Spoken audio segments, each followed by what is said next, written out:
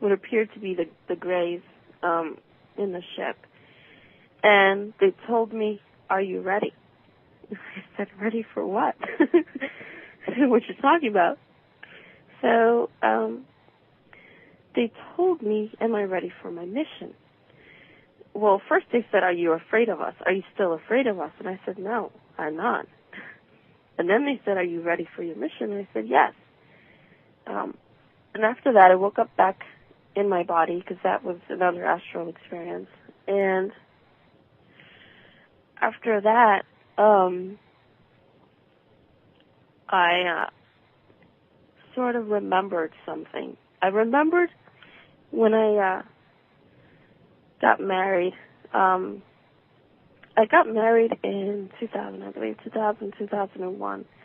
And the marriage was abusive. I married an abusive man. And I thought, because, fear does a lot to you. That's why I'm trying to quell fear. Like, so one of my biggest missions is to stop people from fearing. Because fear renders you powerless. Because you believe you're powerless with fear. But I was so afraid of this man that I believed that there was no way out other than to commit suicide. So I did, and this, I think, is what fully finished my awakening. I was declared legally dead for 3 minutes. And while on the other side, I met a being, and she told me, she said, "You're not ready to come here yet." And I was sort of sad because there was so much love on the other side. And, people say all the time, if you do and act like that, you're going to burn in hell. But when I made it to the other side, there was nothing but pure love and a sense of wholeness, as the best I can explain it. And after that, I came back with a sense of knowing. I just knew that I was that my soul origins were not from Earth, and I started researching souls not from Earth, and I started researching a lot of things, and I finally came up to a questionnaire by Dr. Richard Boylan, and that's when it all clicked. I read about starseeds, and everything just seemed so familiar that he was describing, and I started doing more research, and I was like, this is it.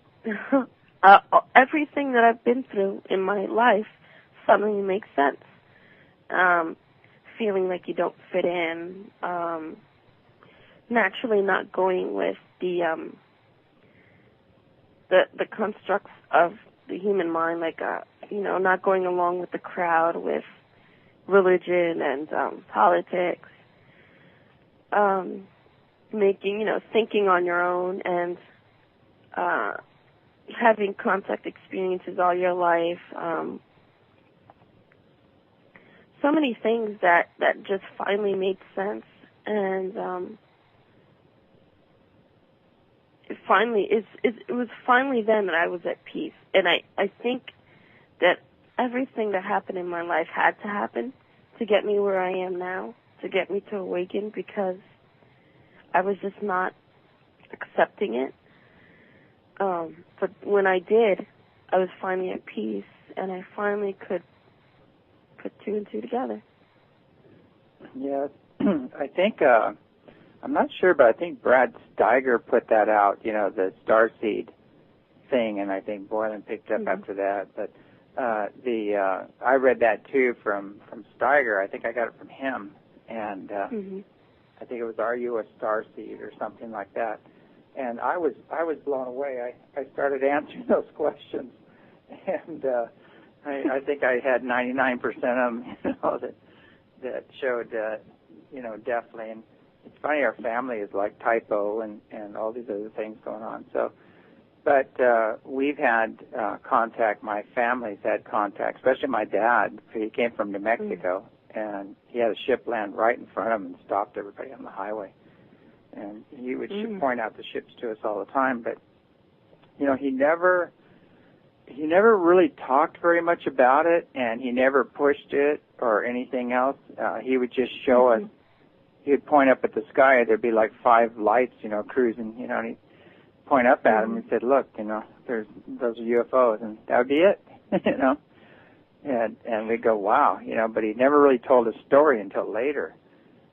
Much later on, you know, he started telling me his stories. But yeah, it's definitely, it seems to run in families, and it seems to be an ongoing thing, and with so many people. And I'd love to hear, is there some more concerning the stories that you've had, the contacts or information they've given you, or even if you want to share some of the other information you've been getting from other people that might corroborate, you know, what you've experienced?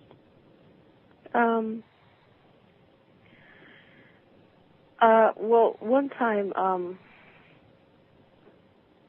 I was on I was a very long trip. This is, I think, the most vivid contact experience. I was on a ship, and it seemed a lot of my contact experiences are astral, but this seems very physical, because I remember that being led by the hand on the ship. And I remember the white light coming through the window. And it wasn't like I was abducted. It was more like I was asked. And from this experience, I've gotten that, you know, from all the experiences, really, I've gotten that we are here to help remind humanity of their own divinity, of their own, that they don't have to go along with, you know, the way they're living and suffering. And we're here to uplift, you know, the world. And because I've got a program going to help people in third world countries make their own business. And I really feel like if you feel like you have a mission, you need to do it, because the world is going through so much changes right now. And I feel also that we're supposed to be here to support the awakening humans and let them know it's okay what they're experiencing, and it's not at all to be feared. And because, you know, a lot of the experiences that I've had with ETs, and it always involves being told that my mission is really not that complicated. It just involves being of service in wherever I can, and making sure that anyone who comes to us, who's having awakenings or who's having experiences that they're starting to fear, or experiences that they don't understand, letting them know that it's okay to have these experiences because it's normal and it's meant to happen now, that we're moving from an age where we're all experiencing the human condition as divine spirits, and now it's time to step back into our divinity. But a lot of people on Earth, as Mother Earth ascends to the 5th dimension, are not going to understand what's going on. And I think that's one of the reasons we're here, is to help them understand that it's not exactly, you know, it's not something to be feared. It's been done before, and it's just being done again. Because, you know, a lot of movies like 2012 are being, you know, trying to make this awakening something to be feared, and it's something magical. I know if you're in the UFO community and you mention the word divinity, you get a death sentence as far as your career. And, and all of a sudden they just shut you out, and they are promoting, basically they want nuts and bolts, or they want to keep it in the past or far, far away. They don't want to cover what's happening now and the messages that are coming through now. And there's reasons for that, and there's a lot of talk show hosts too that I've run into that are running that same program. And as soon as you tell them, look, this is a spiritual thing, we need to rise to the occasion if we are going to be dealing with these extremely advanced beings, that are very spiritually and technologically advanced. And what have we got to lose? I mean, in the interest of national security, we should be making friends with these guys, not shooting at them, being that most of them are, thousands, millions, billions of years ahead of us in technology and evolution. So it's amazing, but, I kind of gave that message at some of the UFO forums, and, boy, they just come unglued, and they want to eat you for lunch.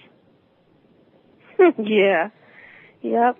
I've been there. I've talked to several UFO enthusiasts and UFO researchers, and they don't even, well, I'm not going to say all of them, but I know some of them don't take kindly to the concept of starseeds, these star visitors on Earth. Mm-hmm. And, I try to explain that we're not here to take over, or we're only here to be of service to people who will accept, our explanation of what's going on now. And because this is such a divine, sacred moment, and this moment is so special, what we're all going through and what the Earth is going through. And it's so, you can tell what's going on for real if you tune in to the energy of Mother Earth. She will tell you herself what's going on. And she's basically preparing herself for a higher density. And, so many of us everyone is going through the emotions, the changes, the shedding of old karma. And it's so important to just go with the flow and allow yourself to be guided by spirit and not fear what is going on, or not think you're crazy, because you're not. We're all going through this together. You're not alone. And it's so powerful once you accept it, once you say, okay, you know what, this is just part of the changes. Mm-hmm. I'm not going to try to make anything more of it. I'm just going to go with spirit and let spirit guide me. Yeah, that's totally contrary to everything that social consciousness is trying to ram down your throat, with the TV blaring, code orange, code red, be very scared, the UFOs are coming to make human pilaf out of you, and slice and dice you and turn you into fertilizer for their mushroom operation or something, But it's unbelievable the stuff Hollywood comes up with, and that's why we made the movie Contact Has Begun, to set that straight. And it's on Netflix now, which is great. It's really getting out there, but.